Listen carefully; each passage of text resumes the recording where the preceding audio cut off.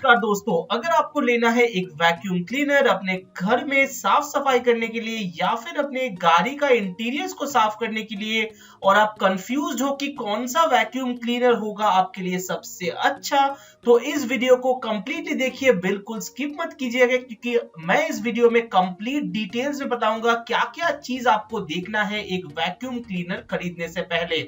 मैं complete details में सारे टाइप्स की वैक्यूम क्लीनर कवर करूंगा, कौन सा होगा सबसे अच्छा वो भी बताऊंगा लास्ट में। तो वीडियो को देखते रहिए और वीडियो को शुरू करने से पहले सब्सक्राइब कीजिए, रिव्यूज देखो यूट्यूब चैनल को और दबाइए इस बेल आइकन को ताकि आपको मिल सके हमारे लेटेस्ट वीडियो सबसे पहले। तो सबसे पहले जान लेते हैं कि कितने प्रकार की वैक्यूम क्लीनर्स अवेलेबल है मार्केट में। तो कुल मिला के 5 टाइप्स की वैक्यूम क्लीनर्स आपको मिलेगा। एक है हैंडहेल्ड वैक्यूम क्लीनर्स, दूसरा है अपराइट वैक्यूम क्लीनर्स, तीसरा है स्टिक वैक्यूम क्लीनर्स, चौथा है कैनिस्टर वैक्यूम क्लीनर्स और पांचवा और आखिरी वाला है ऑटोनोमस या फिर रोबोटिक वैक्यूम क्लीनर्स। तो ये सब वैक्यूम क्लीनर्स कहाँ यूज होता है, जैसे कैनिस्टर वाला आप यूज कर सकते हो फ्लोर पे, कारपेट में, स्टेयर्स में, फर्नीचर्स में। अपराइट वाला ज्यादातर फ्लोर में यूज होता है, अच्छा क्लीन आप कर सकते हो। अगर मॉडरेट क्लीनिंग चाहते हो तो स्टिक वैक्यूम क्लीनर अच्छा रहेगा।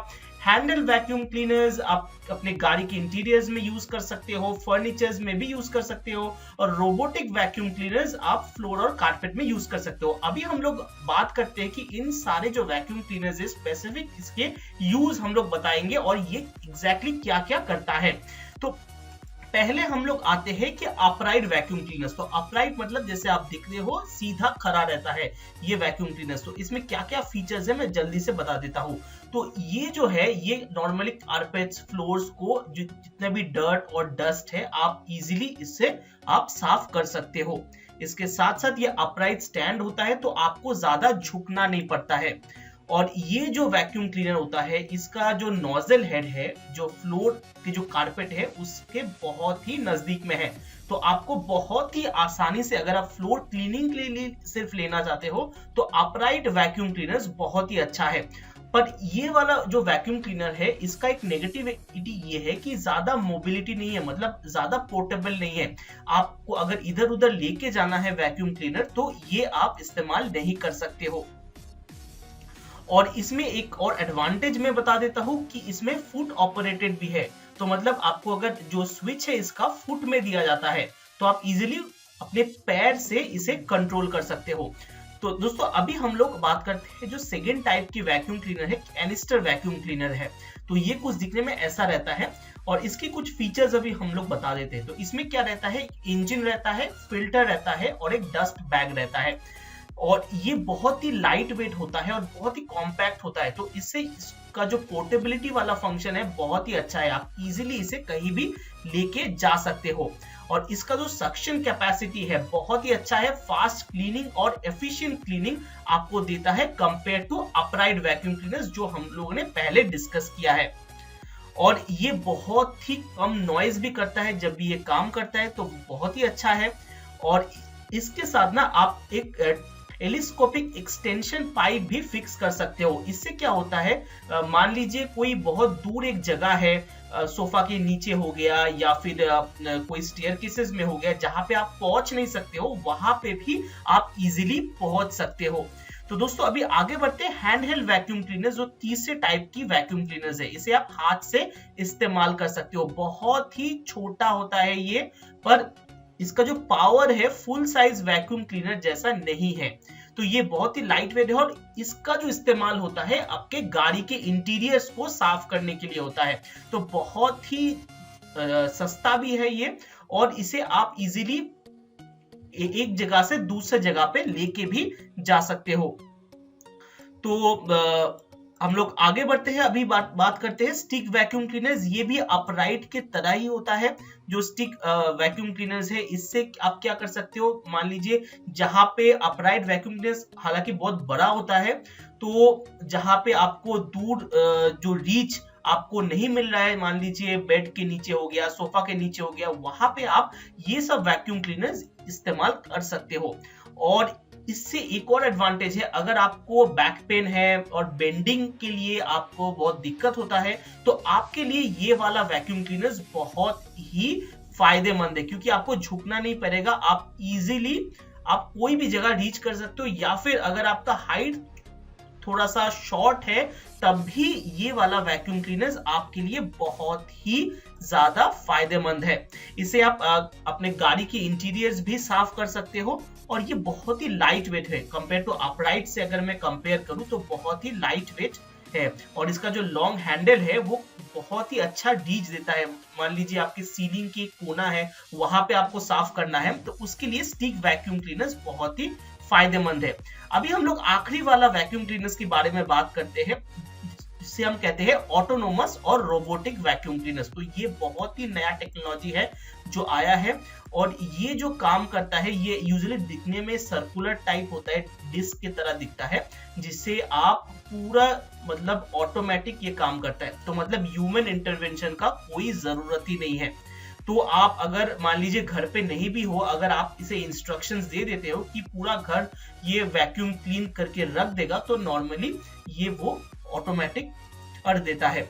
इसके बाद बात करते हैं, और इसका एक डिसएडवांटेज ये है कि इससे जो भी डर्ट कलेक्ट होता है वो आपको वंस इन अ वीक आपको साफ करना पड़ेगा।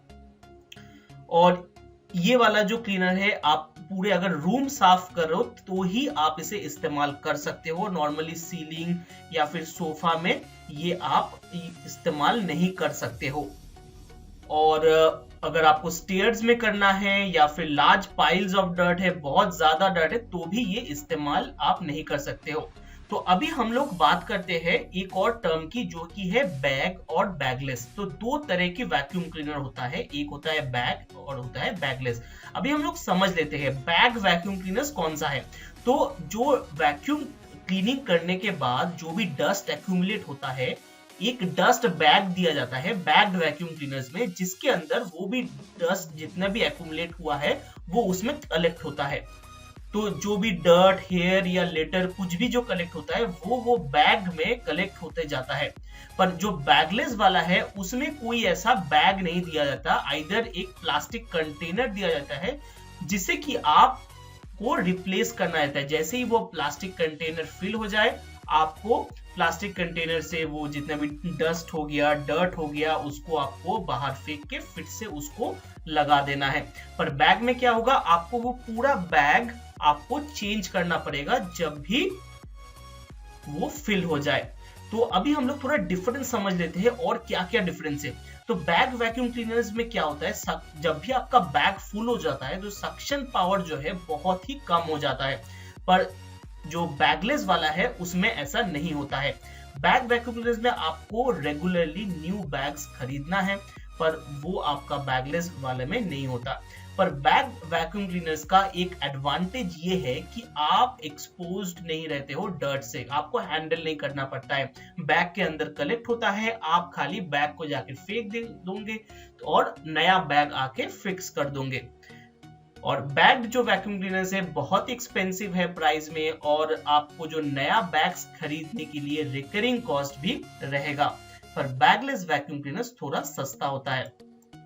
दोस्तों अभी हम लोग बात करते हैं फिल्टर्स के बारे में। तो कुल मिला के हेपा फिल्टर एक होता है, फोम फिल्टर होता है, चारकोल फिल्टर होता है और डिस्क फिल्टर होता है। इनमें से सबसे अच्छा होता है हेपा फिल्टर। तो जब भी आप वैक्यूम क्लीनर लेने की सोच रहे हैं तो आप चेक कर लीजिए कि हेपा फिल्टर वाला वैक्यूम क्लीनर हमें लेना है।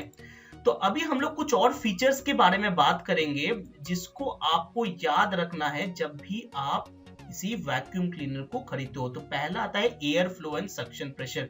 तो ये आपको चेक करना है। तो ये डिपेंड करता है आपका जो मोटर है वैक्यूम क्लीनर का वो कितने पावर का है। तो जितने ज्यादा पावर का होगा उतना ज्यादा इसका सक्शन पावर है और उतना अच्छा ये क्लीनिंग करेगा। तो आइडियली 1000 से 1500 वाट का आपको लेना चाहिए, क्योंकि जितना अच्छा आपका सक्शन पावर है उतना अच्छा फ्लो ऑफ एयर आपको मिलेगा और उतना अच्छा रीच आपको मिलेगा डस्ट को एक्यूमुलेट करने के लिए।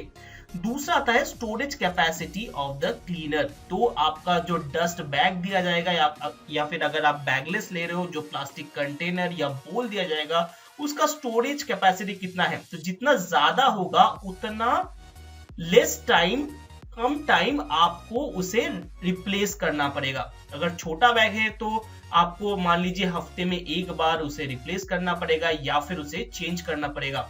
अगर ज्यादा है तो आप महीने भर भी उसे चला सकते हो।